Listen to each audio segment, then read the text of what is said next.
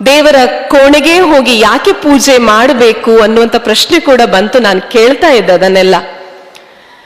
ದೇವರ ಕೋಣೆ ಅನ್ನುವಂತಹದ್ದು ಅದು ಶಕ್ತಿ ಸಂಗಮ. ದೇವಸ್ಥಾನವೂ ಇದ್ದಿರಬಹುದು, ಮನಸ್ಸಿನಲ್ಲಿ ಭಕ್ತಿ ಎಲ್ಲರಲ್ಲೂ ಇರ್ತದೆ.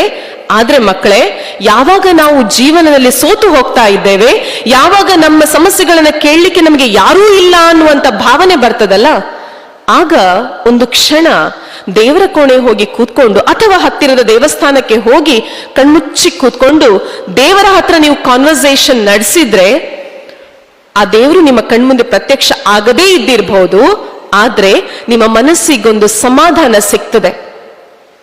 ಅವರಿವರಲ್ಲಿ ಹೇಳಿಕೊಂಡ್ರೆ ಅದೆಲ್ಲಿ ಉರುಡಿ ಸುದ್ದಿ ಆಗ್ತದೋ ಅನ್ನುವಂಥ ಭಯ ಇರುವವರು ನೀವು ನಂಬುವಂತಹ ಶ್ರದ್ಧಾ ಕೇಂದ್ರಗಳಲ್ಲಿ ಅಥವಾ ದೇವರ ಕೋಣೆಯಲ್ಲಿ ನಿಮ್ಮ ಮನೆಯಲ್ಲಿ ಒಂದು 5 ನಿಮಿಷ ಕೂತ್ಕೊಂಡು ನಿಮ್ಮ ಸಮಸ್ಯೆಗಳನ್ನು